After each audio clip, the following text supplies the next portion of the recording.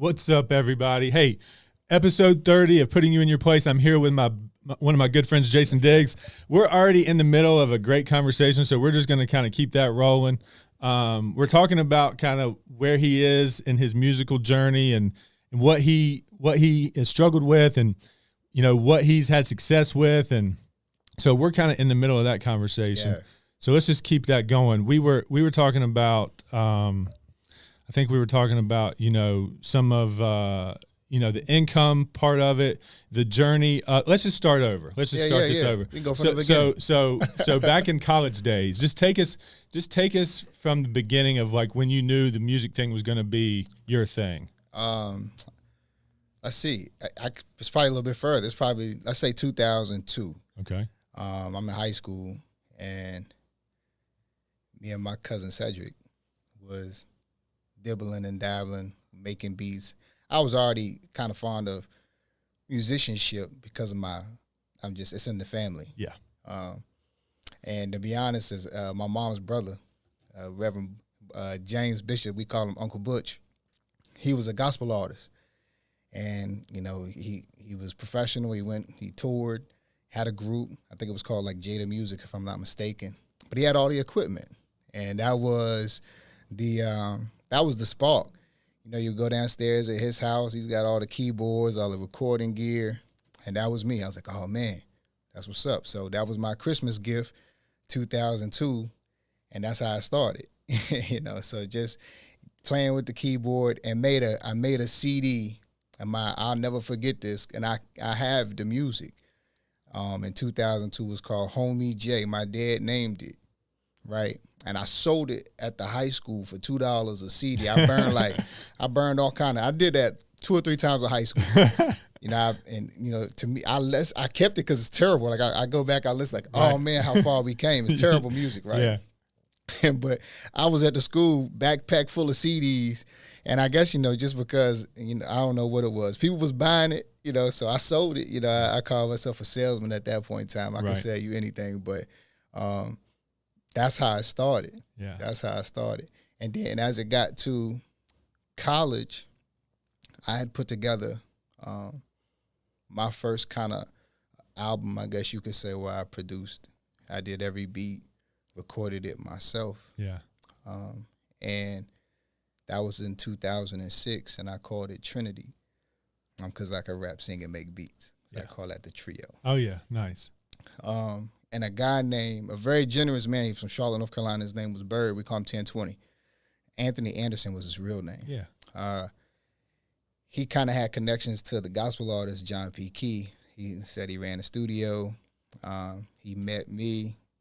Shout out to Jarvey Gibson if he watching. That's who kind of connected me with that. He connected me there. And I guess by that same year, I had signed a production contract with Total Package Recording. And because of him being generous, there was 4 of us. It was him, myself, a gentleman named Derek Hines, who is a musician all over the world. From here, he goes overseas a whole lot.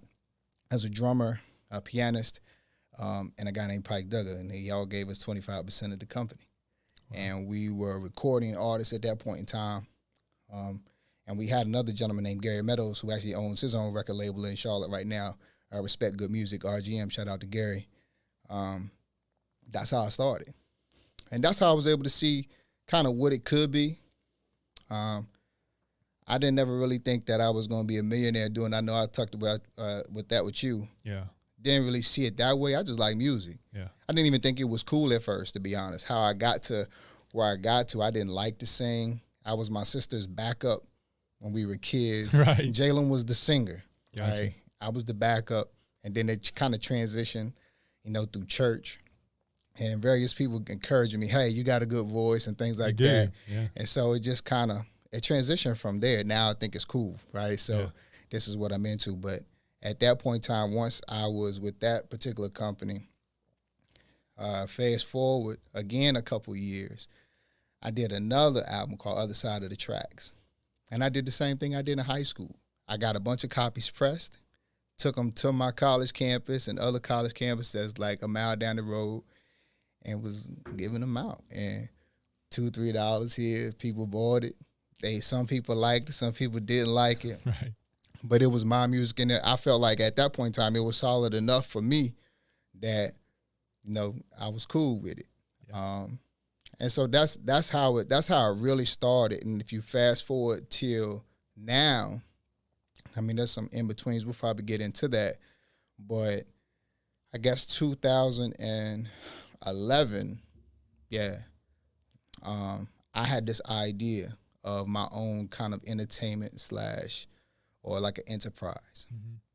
And so I started calling my music all day, every day. And so it was myself. I started off with Travis Moles. Shout out to Trav. Shout out to Anthony Rook Wiles. Those guys was with me when I had the idea. Mm-hmm. And it kind of blossomed. Brandon Lewis from Pulaski. I know all these guys. Yeah. He was probably one of the most talented people that I worked with at the time, and being right from here. Yeah. Now, I know they have a connection to DJ Butterfingers down there in Charlotte, which was kind of cool because, anything that he did, I know he was kind of getting an ear from those guys. But Brandon was probably the most talented I had worked with at that point in time. Right. Being from our area, that was kind of cool. Yeah. I was feeding stuff that I was doing with him back to Charlotte, to my guy Bird, who kind of stayed in my life. Yeah. This whole time came more of like a mentor as far as music go. Right. And then we're all day, every day. You got that incorporated and trademarked and so everything? that's the business that I run through now. So like a lot of times I was fortunate enough to, all the times doing all the hustle on the side with music. And now all day, every day is a distributorship that owns a franchise, that is a master carrier for a contract. And then I also have the musicianship behind it. Yeah.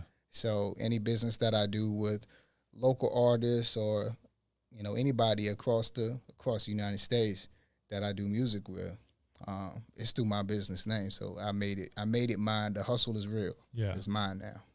That's awesome. So you've lined this up as a business. Yeah. You're pursuing it legitimately with passion, and you're trying to execute this strategy. Yeah, I mean that's the biggest thing, is just try to make it to where it's yours. Yeah. If somebody were to come knocking on the door and say, hey, Jay, we like what you've written, we like what you've produced, or we like, somebody who I recorded, hey, you did a good job with this particular project. Then, when they come to the table, then I'm looking for a partnership, because I've already got my business and I'm established enough to where, I'm not a 9-to-5 guy. Yeah. So it's a situation where you got to come to the table with something. I'm going to try to come to the table with something, and then hopefully we can go forward. It's amazing. It's amazing the journey you're on. I admire the things that you're doing. What do you think the biggest struggle's been for you in this journey? Trying to, you're a family man now. Yeah. You got a wife and 2 kids. Yeah. And how like what is your end game? What's the end game here for you? Where do you see this going? What are you hoping for? Like, what's your ambition with it all? Like, where do you want to be with it? For me, is music-wise, to me, I just want to be able to always make timeless music, make music that you can listen to, not necessarily for the gimmick, because to me, it's not a gimmick. I've been a musician for a long time. Yeah. So it's not about the likes, the comments, really even about the money. So it sounds like to me, you just want to put your voice and your stamp on humanity. You're trying to get your perspective, and you just want to have something to look back on and be proud of. Yeah. I mean, this is me. I think. It's just who I am. Yeah. So the music part of it is when you go to listen to anything that I have, you can say, okay, he's doing something that has got a broad audience. Anybody can listen to my music. Yeah. Anywhere, any age. Yeah. You could be it just doesn't matter. I want to have that kind of an impact, all while having some type of a message at some point too. Yeah. Not necessarily, I don't want to be destructive. That's not my goal. I want to more so uplift. Yeah. More so bring attention and awareness to certain things. That's especially what I'm trying to do in my next project that I'm Good working segue on. into glass ceilings. Yeah, Glass ceilings. You probably got 100 streams from me in the last 72 hours, just getting ready for this and really enjoying it. Yeah, and you're right. You're trying to put your perspective, and I know when you're saying these words that you lived it. Yeah, it's real. I know enough about you to know that the struggle of that song, your dad telling you, my network is not going to give you what you're looking for, so you got to go do your own thing. Yeah. That type thing, and you got that Shark Tank line in there. That's great. And then Jared's part is amazing. Yeah, man. Y'all remind me of something that I've heard before. Right. You're unique, but it's like I've heard these voices. They're crisp, they're professional. Yeah. Like they deserve attention.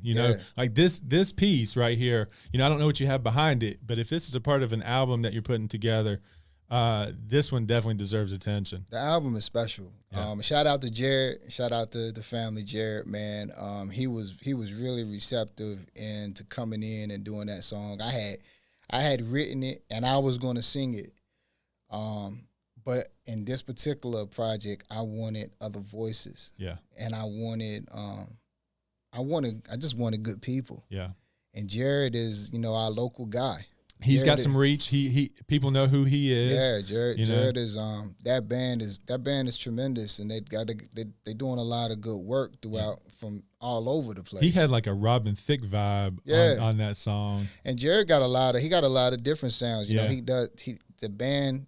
You would be surprised. Like I've recorded more than one song with him in the studio, and he can go where he wants to go. Yeah. And that's a good thing to have. Definitely. And so shout out to him. But that song's real. I think, and that's part of what I like about my music.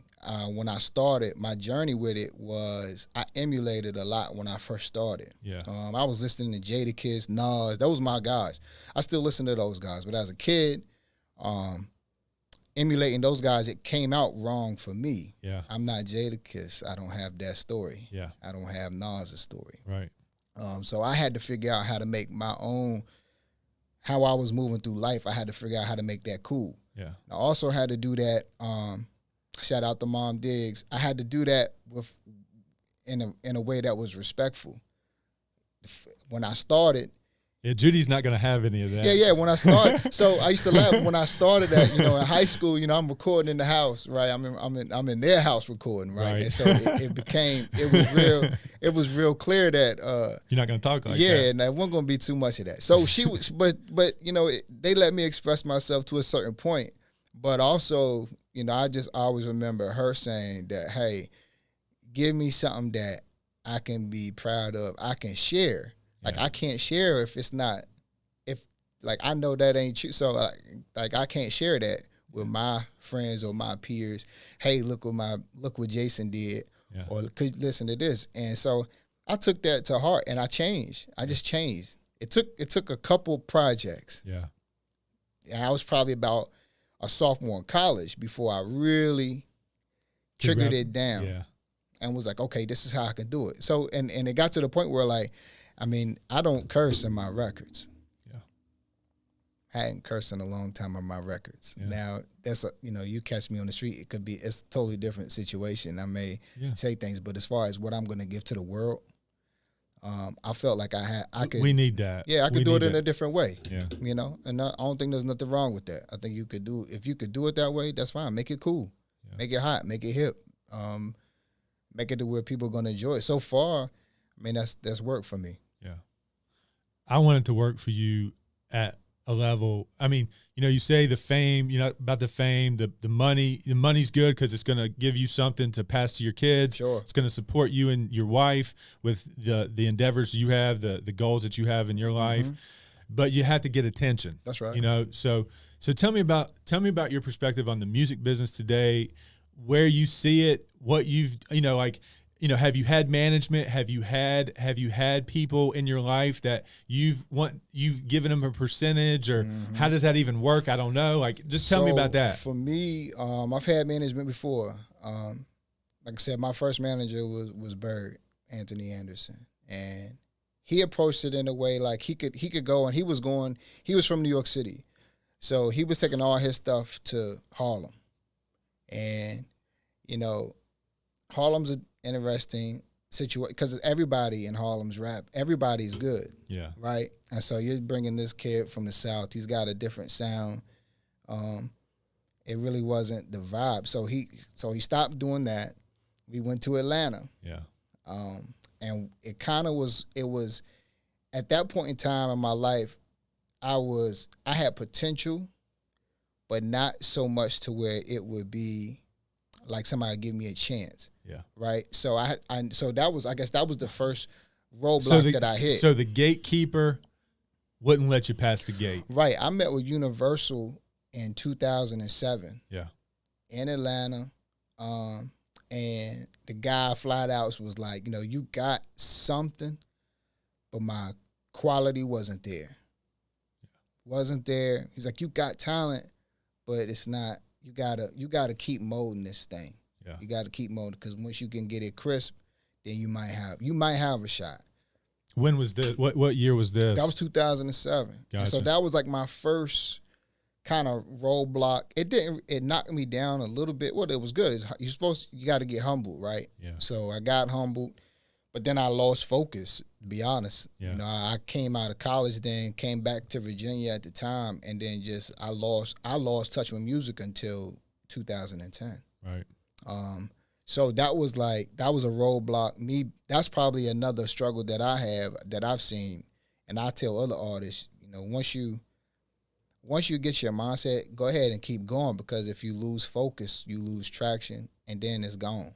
Yeah. Music, because it's too many people that do it. It's too many people that is in this thing. Feels like if you're not taking a step forward, then you're going to be just going back. Yeah. Or you got to find another way to get in the game, especially artist-wise. And that's what I honestly felt that way. I was like, artist thing might be, you know, that might be done, maybe approach it from another way. So that's really how the All Day, Every Day came up, because I was like, well, okay, there's other people there was younger people that was coming up that have talent in this area. Yeah.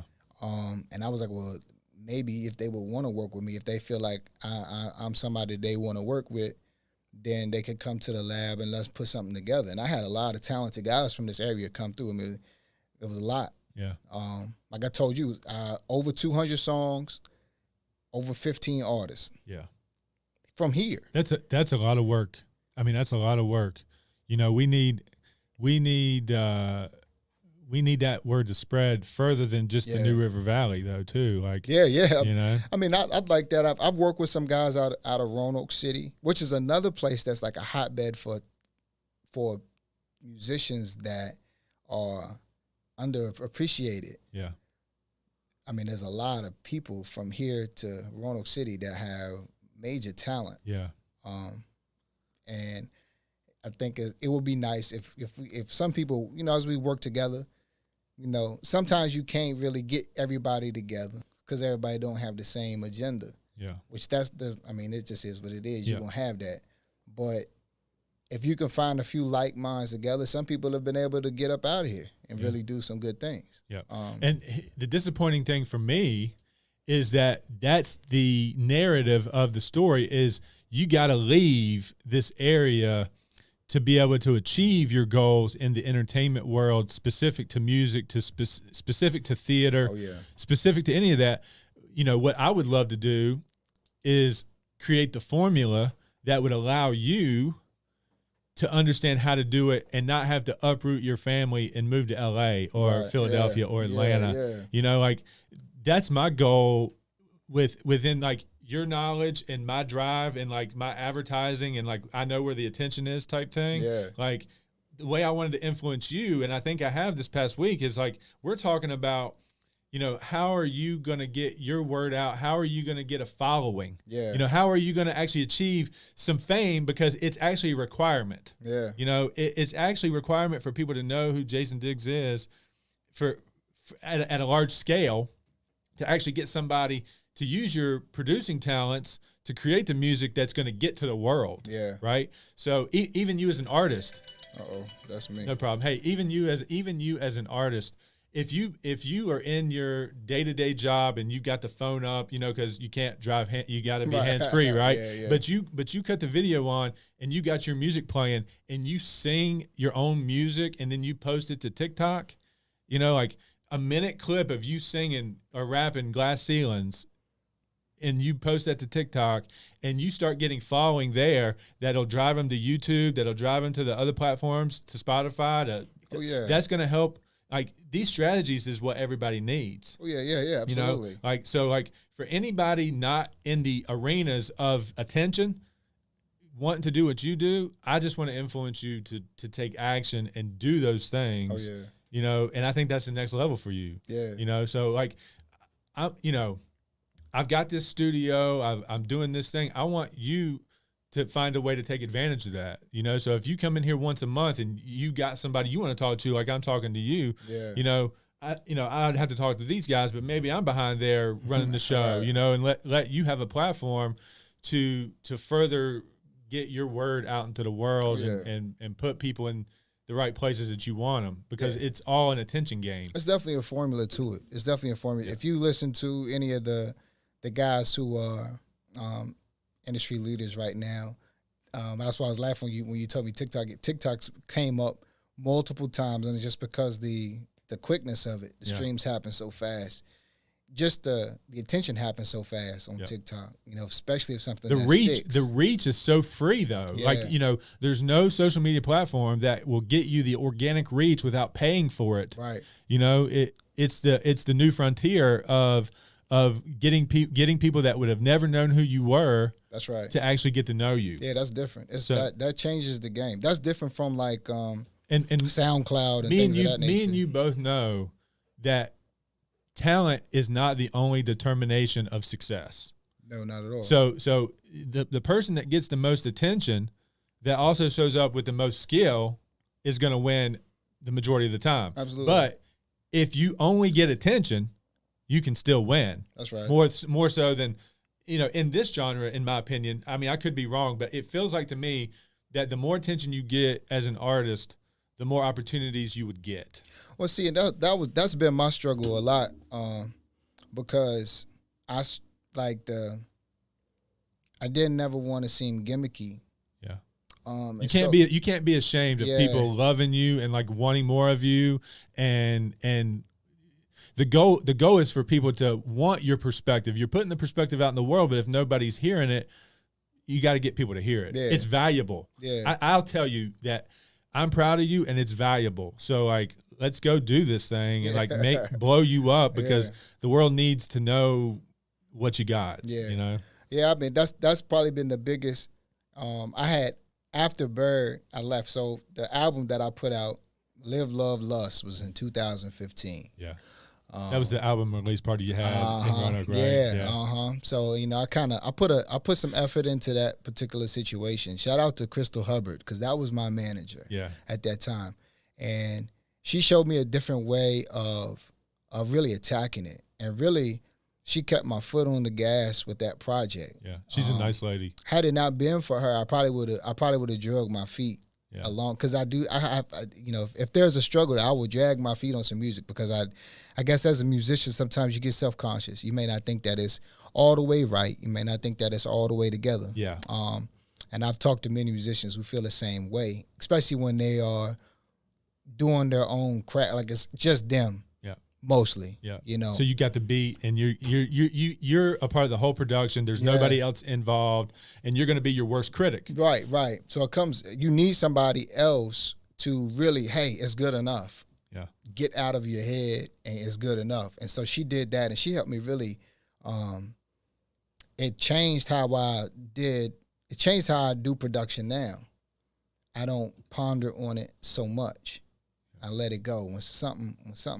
When it feels good, I go ahead and say, okay, it's done. Right. Now, this latest project, where Glass Ceilings is coming from, I call the project 1 out of 3.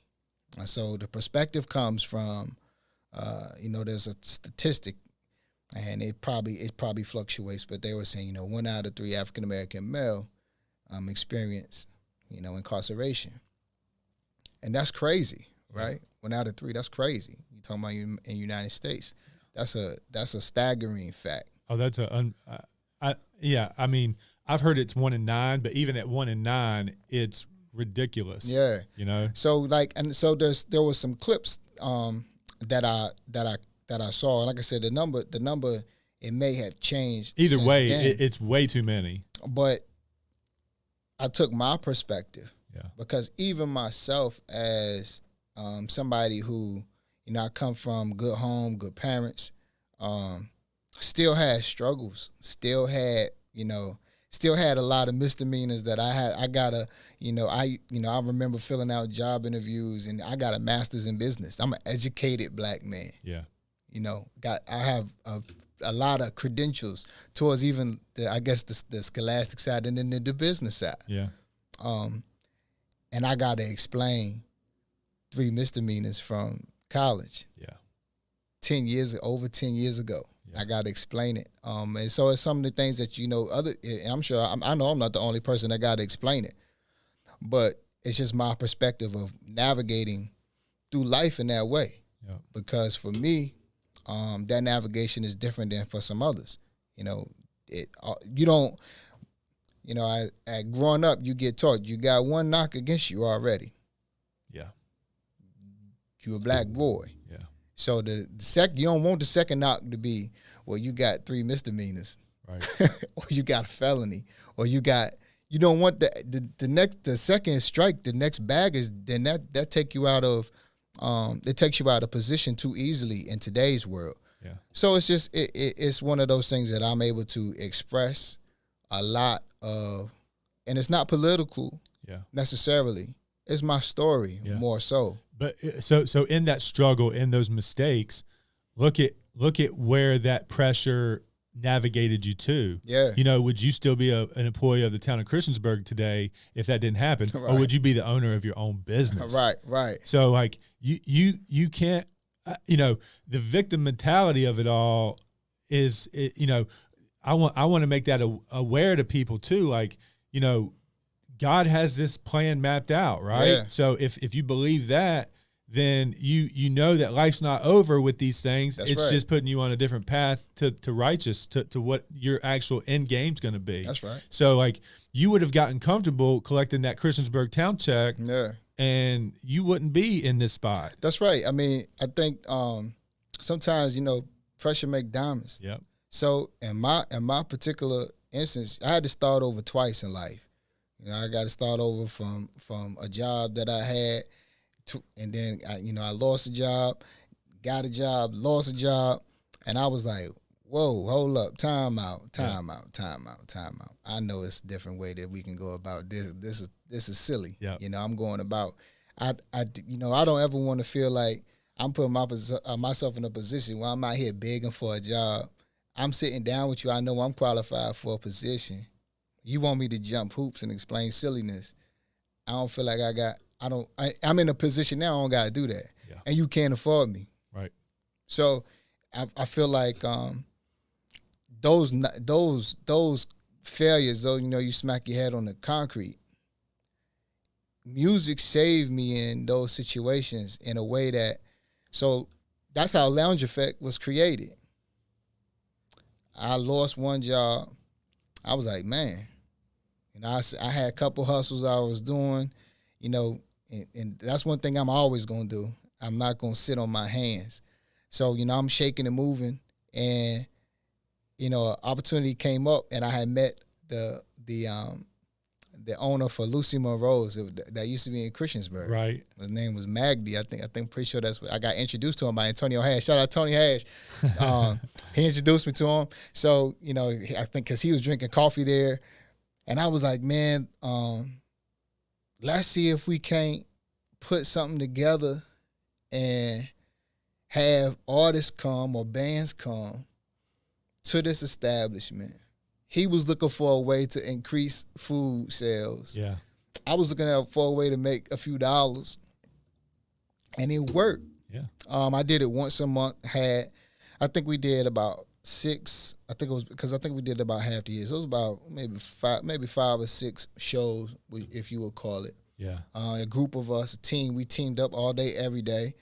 And shout out to Rook. Press the shirts out. We need to get that. We need to get that line of shirts pressed again. Yeah, had the shirts out. pressed out. Had the shirts pressed, and had Jamie Christian at the door, and she shout out to Jamie, shout out to Tony, Jamie, yeah. Rook, man. They that was the team that helped put it together, and it worked. People enjoyed themselves, and I'm looking to do it again. So for all the people that's watching this live, if you know of any restaurant owners, it's tough at this situation right now because of COVID. Yeah. But we're gonna beat that too. And so when the time comes available, then let's get it going. Dude, I think it would be amazing if we just did something on your YouTube channel and we drove them to your YouTube channel. We got you to we'd have to get you to a spot where, people could, donate, and we pick like, or we create this fund. You heard of the Barstool Fund? Yeah. Uh-huh. Like this guy's rounding up a bunch of money for local businesses that are suffering. If we did something like that locally, man, I think that would be amazing. That would get your music out. That would make an impact to our community, and it wouldn't be a government thing. It would be a private thing. It would be the way that things that should, the community should support, come together and do that. Yeah. So once this album drops, if we're still struggling, I just want these creative ideas. You see this in all the big areas and from people that we admire and look up to. And, number one for me is I feel like if anybody can do what they're doing, if I want to do it, I can do it too. Yeah, I feel the same way. Yeah. And why not being right where you're at? Exactly. Sometimes we have the ability now to reach wherever you want to reach. Yeah. Direct to consumer. That's right. We don't have to necessarily worry about these gatekeepers anymore. Right. These gatekeepers, these gatekeepers, depending on, how bad this censoring goes that might be going on, you can get your message out there. Yeah. You can get your voice to the world, and people can decide if they like that voice and if they appreciate that voice and they want to support that voice. Oh yeah. So these platforms that are available are amazing. Yeah.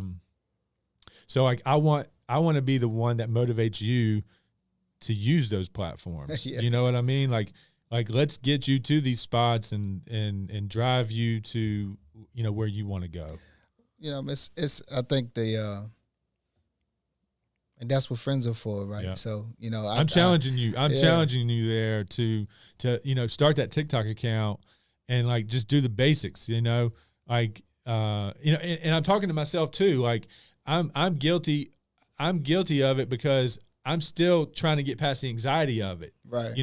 And there is something to that. There's do I even have the time? Well, if I want these results, if I want this outcome in my life, then I've got to do that. So there's no excuse other than I'm still getting past the debate stage and the anxiety of it because I want it to be like you said, creatively, I know what I want to put out into the world. And if I can't create that perfectly, then I'm afraid to put it out. Right. I'm afraid to put it out. I'm afraid to be vulnerable of something that I feel like to myself isn't good enough. Yeah. And if it's not good enough for me, I'm afraid to put that out for other people to judge me. Even though I'm probably one of the least afraid of being judged people. Right. I still do have that anxiety. I still go through that. Yeah. I still go through that. As much as I put that out there. So just know I can relate to the pain. Yeah, it's natural. Yeah. I think and that's the thing for me. You got to step outside some of the comfort, right? In order to really, that's how Glass Ceilings is probably it's my best single to date. Yeah. All right. So, and it wouldn't have even happened.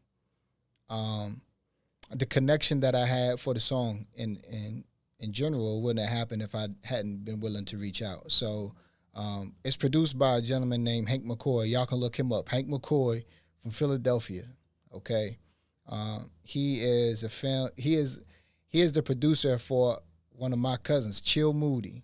You can mark that name down. All Chill right. Moody of Nice Things Records in Philadelphia. Chill is the ambassador of music in Philadelphia. I think he's still on. He's in some capacity of one of the groups for the Grammys. very talented rapper in Gotcha. Philadelphia, and that's family. Me and them have songs together from 2008. So shout out to fam. And Hank is probably, he's right there with him as far as producer wise. You know, Hank's got credits on ESPN and multiple venues. They just performed. I think they did the NBA draft. The past few years they did the NBA draft, the NFL draft, with their, you know, live. Yeah. And Chill is one of those guys that, like you spoke of, when he got into the game, he pushed it. So, like, you don't know about him, right? But he's got sponsors from Chevy. Right. And they know his influence within his community. His city, yeah. So they're giving him opportunity. And Chill's Philadelphia. Cool. You know, so and that's awesome, right? But so, and then that connection gave me an opportunity to get an album of beats from, you know, a very talented producer. So everything that you hear on this next album, you're like, man, that's why it sounds like you heard it before. Right. Because it's high quality production. Yeah. It's out the industry. Right. So I think that was the next step.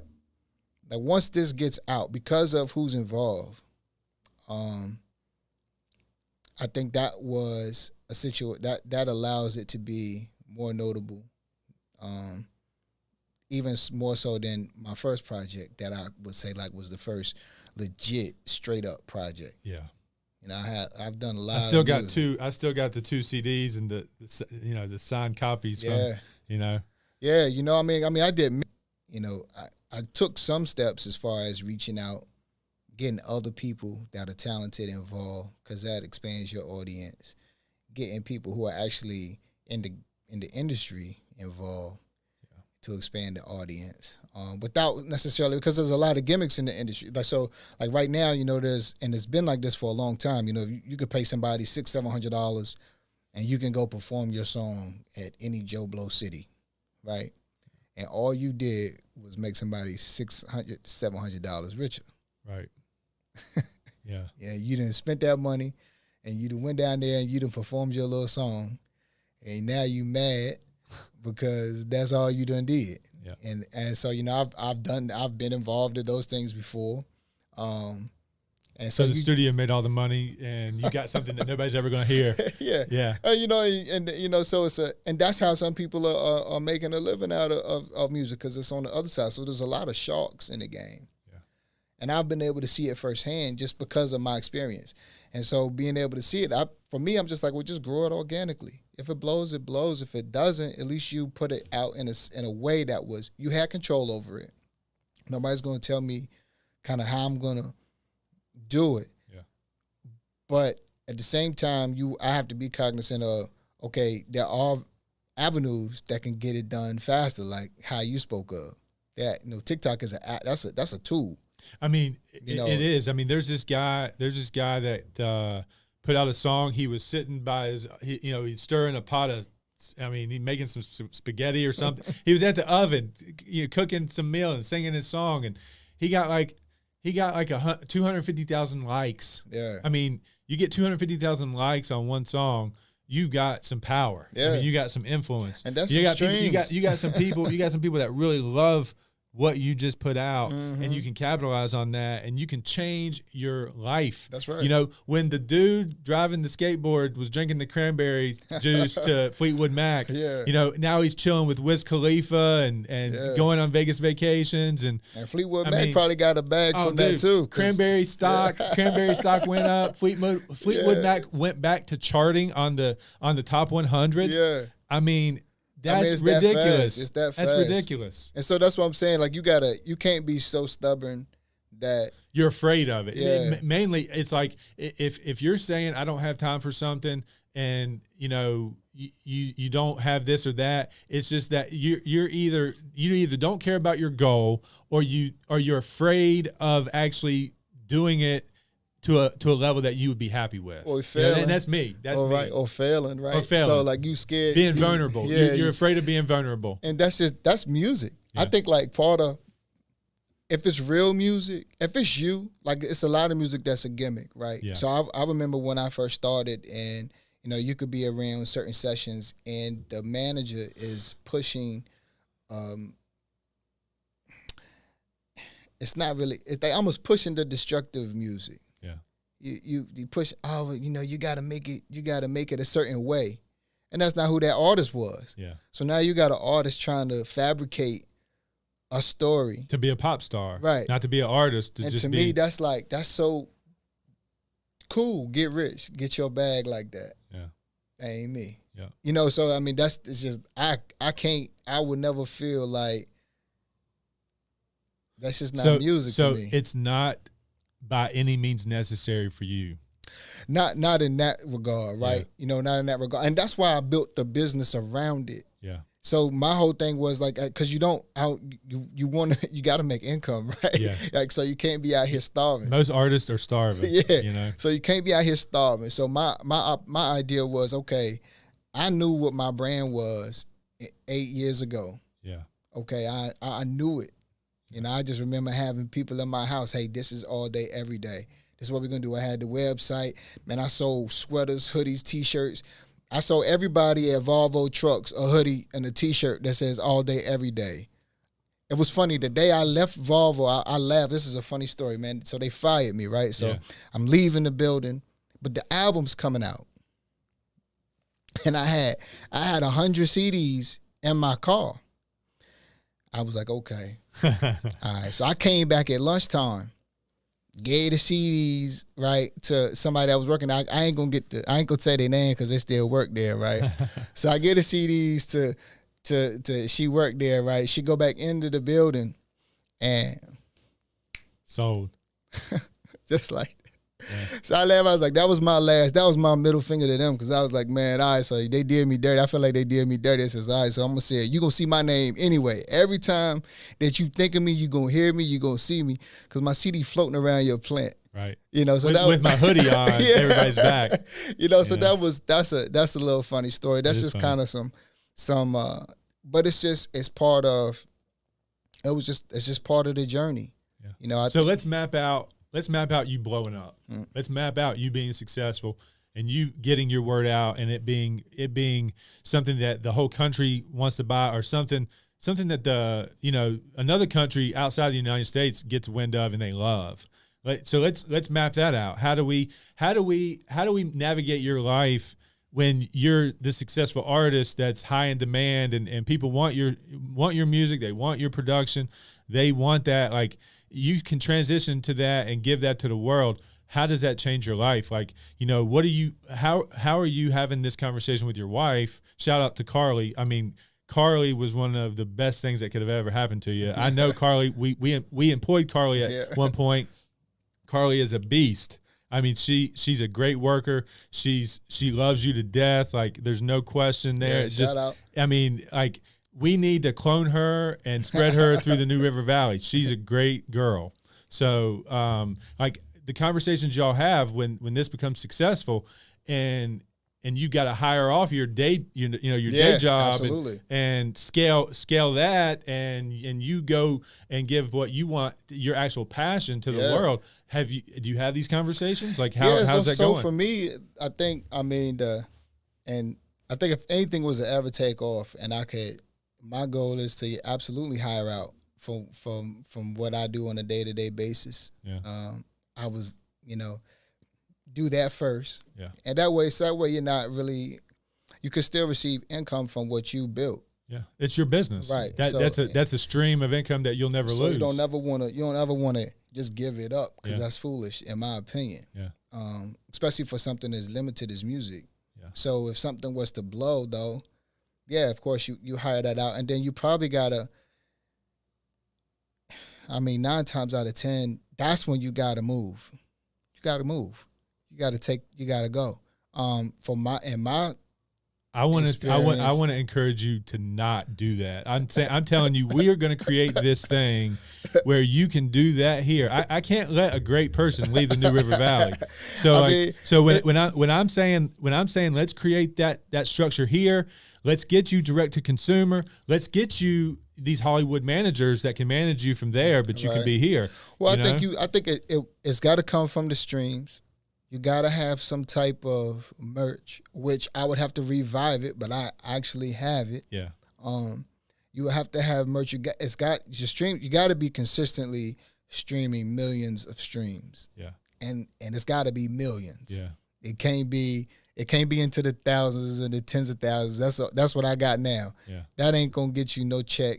Yeah. And so you have to. It's got to be a reach of 1 million people. It's got to be consistent marketing. Yeah. I mean, if you're looking at who's getting those numbers today, you know, DaBaby's pumping content, getting millions of views of video. You know, obviously you got viral sensations like Cardi B, like getting, you know, 1 billion views and stuff like that. So and they kill it. Yeah. I think if you could just find something, it's got to be something like, for me, it would have to be a niche crowd. Yeah. Like so I would probably classify my music as easy listening, whether it be hip hop or R&B. It's kind of a blend. Yeah. Okay. So it's more so easy listening. So it's got to be something catered to a more mature crowd. Kids may like it, but it's probably still like, if you're 30 and up, you like to ride and listen to music that's easy listening type situation, maybe even 25 and up. Yeah. Something that still got a little bit of flavor. You know, so if we find that niche group and you say, okay, we can continuously market that demographic who likes this type of music, then you could generate some streams. You might get to the millions. And I think that's the way that I would have to do it for me particularly, because I'm not the guy. Some shows, but not in a sense of maybe going to other places and doing it. Maybe. It depends on what you want to talk about too, right? So there's niche, there's niche things, like in my estimation of what you are, you're kind of like the cultural storyteller. Yeah. Like you're soaking in what the world is, and you're trying to create something that you can let people hear whatever's going on in the world. Right. Like whatever you're upset about, whatever you love, whatever, like I think that transcends time. Like when you're talking about your family, well, the people that have families have families. They want to hear that. So if there's unrest and you're talking about unrest, it's going to hit those people. If you've felt a certain way about a situation and you put that perspective out in the world, people are going to want to hit that. That's so don't sell yourself short. Don't sell, because you being more I think thoughtful about what you actually are saying. Yeah. Might not be what most of the music industry is in the hip hop and R&B genre, but you can be the influence that they need to stop talking about the negative things about culture. Yeah. The guns and the sexualizing of women and the disrespect of anybody and everybody. Well, see, for me, it's like you get into something that's a hot topic within the culture. Yeah. You're trying to figure out what's destructive and what's not. Is it a time where you can even have destructive kind of thoughts in music? Yeah. And I would say that for me, it's just, is it authentic? Right. Like, what I don't like about the music industry is that we push gimmicks.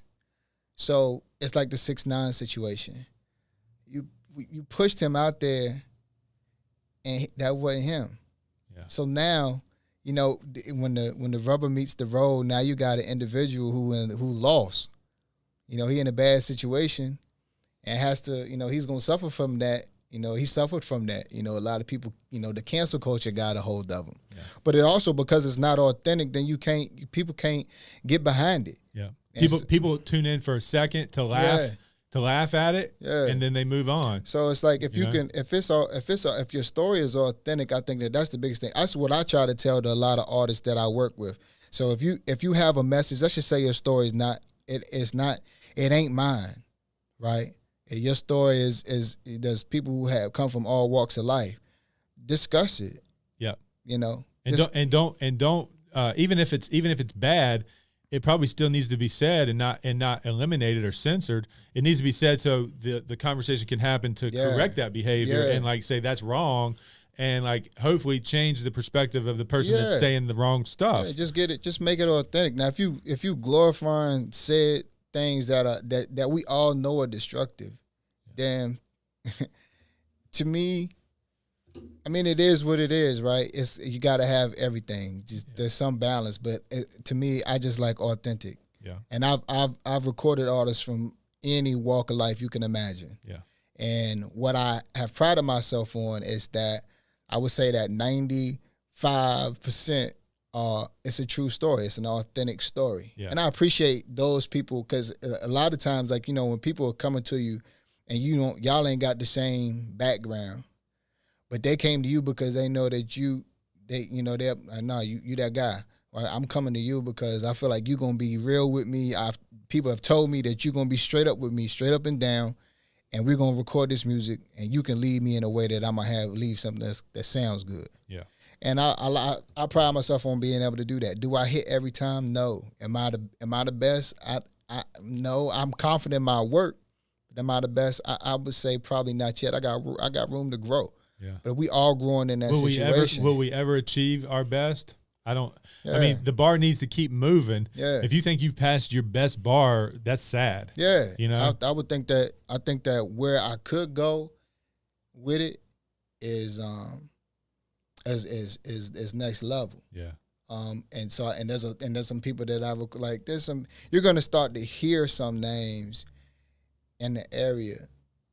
And just all across the board that are coming out with really, really good stuff. And it's hard to, even sometimes that's in the industry. Like I have a good buddy. His name is Matthew the Verso. Shout out Verso. He's from New York City. I met him in Charlotte. He's a writer. Okay, so he's not a musician.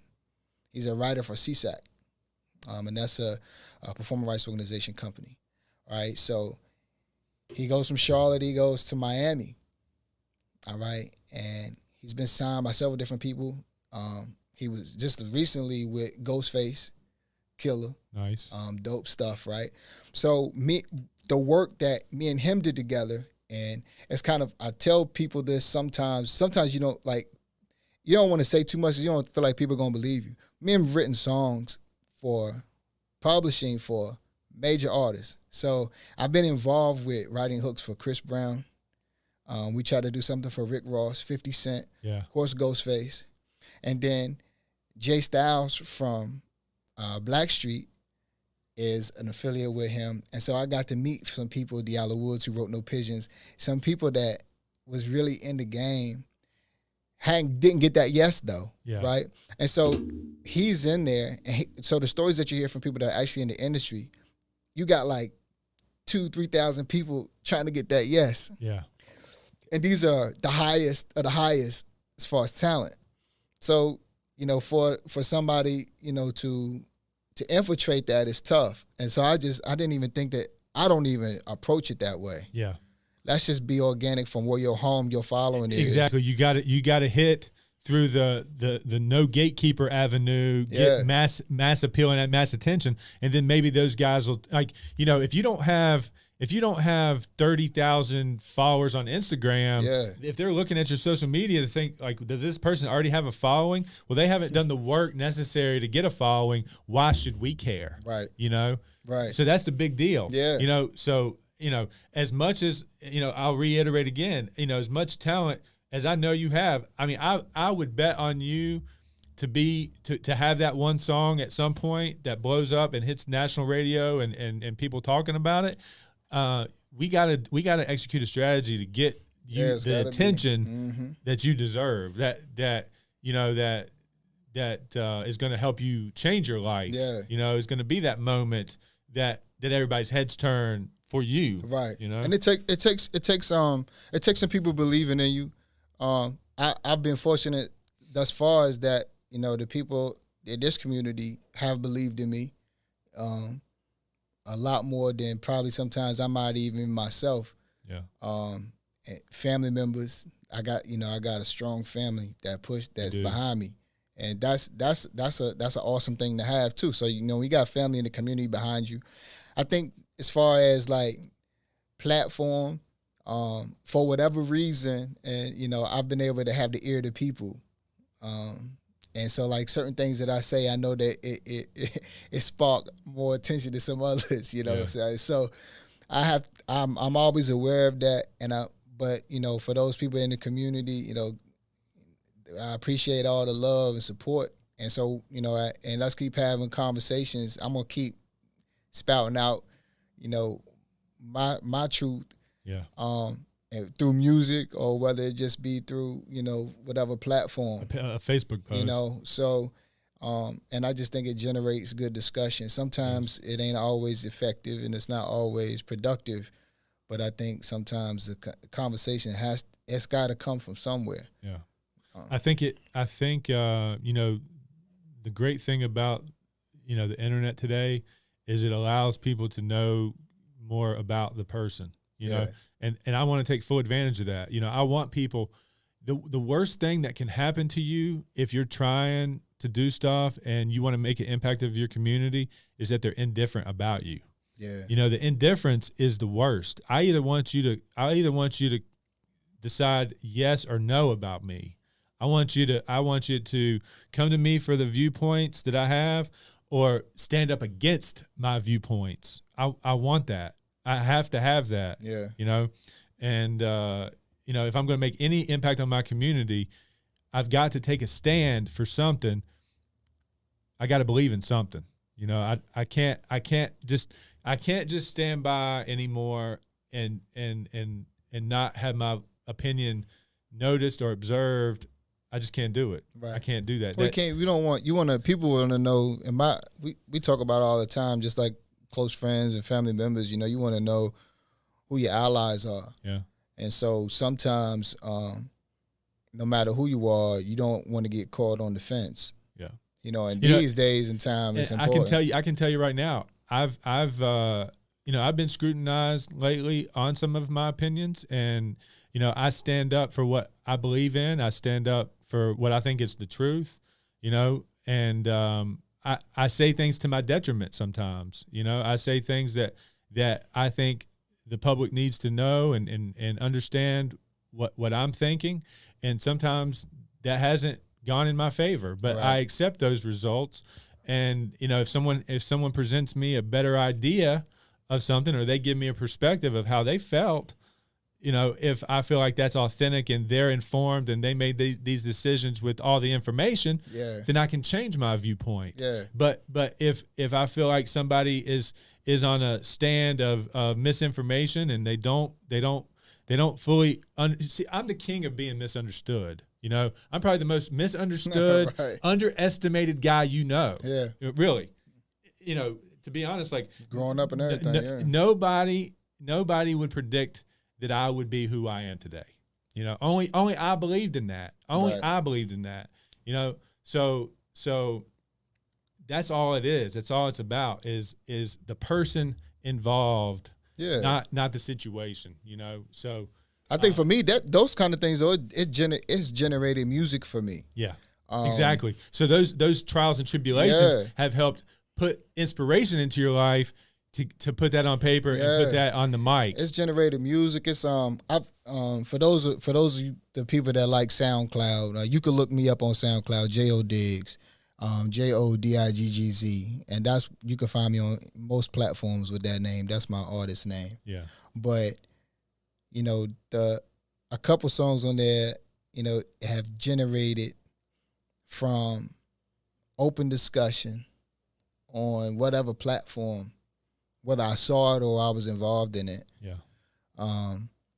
This album that's coming out, you know, the 1 out of 3 project that I'm working on, it comes from that same space. It comes from me saying things, and for whatever reason, somebody like, oh, Diggz he talking right there. Yeah, I'm gonna share it. So now I got, you know, 10, 15 shares. Now they didn't share. Now everybody in the community done seen what I said, right? So, and I got to stand on it now because you done shared it. Yeah. So now everything that you done shared, I got to stand on, and I don't have no problem with that. Yeah. And it'll come like somebody will message me, right, with an opposition. Yeah. Okay, let's talk about it. Yeah. Okay, so now we had a conversation, and now they can see that not only am I going to stand on it, but I got some facts to behind what it is that I'm standing on. I'm not out here just talking crazy. Yeah. Right. And it's coming from either something that I've been through or something that I experienced. So I feel like that's what I'm groomed to speak on. Yeah. Some things that's out of my ballpark, you know, I don't, if I don't have the knowledge, I don't pay it no mind. Yeah. But if I want to curb emotion, I want all the facts to be presented. Yeah. And then I want to make a decision. I don't want to jump to a conclusion, even though it's easy to jump to a conclusion, and we all do it. But I want to stop doing that. I'm trying to stop doing that. I'm trying to soak in all the information before I even express my view on it. So I just think that's the wise thing to do. Yeah, you got to do that because it's already enough. You get berated with a lot of different information on a daily basis. What is true now? Yeah. What's gonna? I mean, there's so much information. I think Denzel said if you watch the news, you're misinformed. If you don't watch the news, you're uninformed. Yeah. So it's hard to really. And so that's what I'm saying. A lot of conversations and a lot of music get created from this new perspective because it's my perspective. So it's, how am I navigating being in I'm known in this community that's still predominantly white. Yeah. I still may not all the time benefit from being known and being in good standing. So I can only imagine where somebody else may be from a disenfranchised standpoint. And this ain't got nothing to do with black or white. Yeah. If people don't know who you are, you may not be in good standing. And now all of a sudden the community got their foot on your neck. And that's real. Yeah, that happens. And so I think the 1 out of 3 perspective just goes. I'm bringing. I got a song on there called Luke Cage, and I call it Black superhero music because it's not that we need a black superhero, but we just need more people to stand up for those who are disenfranchised, whether children and on up. No doubt. And there are people out here doing the work. There really are. There's some people out, even in this community, there's some people out here doing the work. And so if you really get out here and understand your community, what you can't do is not be involved in your community, and then now you got a lot of opinionated from your house. Yeah. You got to jump off the porch before you talk to somebody like me. Yeah. Cause you gotta, what I'm saying? Like, so I just think, so a lot of my music it's been driven from here lately. It's driven from those kind of conversations, those kind of individuals that I meet, because I'm like, okay, everybody wants change. People want things to be better, regardless of who you are. But how you get there, you got to get off the porch. And that's the problem is everybody has a different solution from A to Z. Mm-hmm. They think there's all these ideas, and that's the conflict. Mm-hmm. It's what is the moral and the right way to get to the goal. So that's the big debate. Yeah. That's the big debate. So I don't know. Hey, is there any way to, like, when we wrap this show, is there any way to play that song, like bring it up and play it? Because it would be good. When we wrap this thing, if we just played the song for people to hear, I think that'd be a good way to end the show. Yeah. All right, let's do that. Jason, dude, I just want you to know what you mean to me. You've been a friend and a client, someone that we strategize with, someone I've helped buy and sell a home. That's right. I've gotten great referrals from you. Your family means the world to me. You have a friend here, anything, anytime. It would be devastating for me to see you come and join my real estate team. But, when it comes down to it, if that's what happens one day, yeah. I will hold a spot for you here. But if you have to take it, I will be kind of sad, because you need to be what you want to be. Yeah. And that needs to be in the music space. I believe in you. I'm proud of you. And like I said, if there's a moment here where we can get consistent on you taking advantage of what I've built here in any capacity, let's work that out. Let's work that out. Because, I want to get Dennis on here. He's got this book dropping. Yeah, shout out Dennis. Shout out Dennis. Say that all the dreaming. There's a lot of people here that need to come on and have these conversations and you know, if it's you running that's fine. Like, we need to just brainstorm ideas. Yeah. Because I didn't do this just for me. Yeah. I did this for the people I care about, the people that have something to say. And I think that you're one of those people. So let's figure that out. Well, you know, I appreciate that. And that's, like I said, everybody needs good people that believe in them. Yeah. So I would say my friends, you included, that's all my friends ain't, you know, everybody's like, yeah, Jay, keep going. And when it's not hot, they tell me it's not hot. And I appreciate that about everybody I've been involved with as far as that. I got a couple shout outs I got to make. Do it. So who there was a couple people that kind of I guess influenced me in a way to keep going, because again I told you I didn't think music was cool. That wasn't my thing. Well, I shouldn't say that. I always thought music was cool. I didn't think singing was cool. Yeah. I always been rapping. But you got this Luther vibe. Yeah. It's crazy. I always been rapping. Yeah. So I went from, you know, I was Jalen's backup to being a rapper, you know. So I was you know, the poem guy, all that kind of good stuff. And then Benjamin Dixon, who was the director for our church choir at Asbury United Methodist. Shout out to my church folk. Okay, he kind of like, him and his wife Carolyn's kind of saw something in me, and they kind of put me on. They kind of put me on notice. Like you're gonna sing the solo. You're gonna sing the solo. And it was like that kind of things. Then it was cool. Like I got to learn. I was learning how to sing. Both of my uncles, my Uncle NL, my Uncle Jack, they singing. So shout out to the Asbury family who really encouraged my talent, who thought I had talent when I really wasn't even thinking that was what I was interested in. Right. Of course, my parents. But then outside of that, as far as like R&B and music, Jonathan Holmes introduced me to, he was the first person in this area to introduce me to the equipment, how it works, how to record a song, how to do things. Me and him have songs from when I was in high school. Right.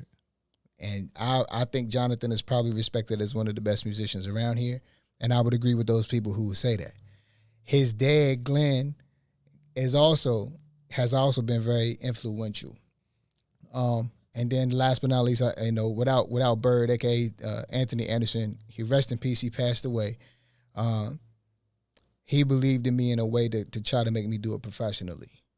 And he put me in place with a lot of influential people that kind of changed my outlook on how to get into this game and how to do it.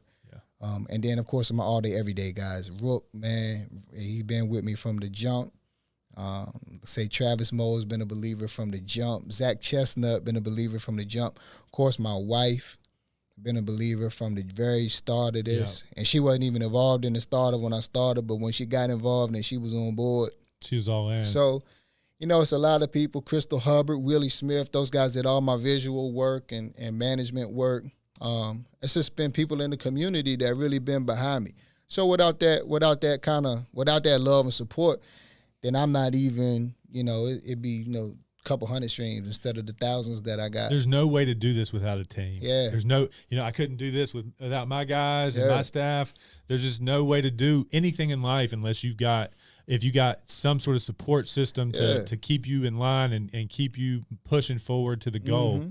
You can't do it alone. No, you can't. And then, you know, for local artists who are in the area, or whether you're local or you're not local, wherever you're watching this from, all day, every day entertainment, you can always reach out to me on Facebook, Jason Diggz. He'll be on TikTok soon. Yeah, I got the TikTok account now. It's J.O. Diggz, J-O-D-I-G-G-Z. You can look me up on YouTube, Channel J, or J.O. Diggz, whatever you want to look up. But if you recording, I've got very good prices, and I'm gonna try to do the best work that I can for you. And then, like I said, be on the lookout for new singles. I got have some music dropping this year, singles, and then of course the project 1 out of 3. Be looking out for that. And that's it. That's all love. Cool, man. Let's run this song. Let's see how that works.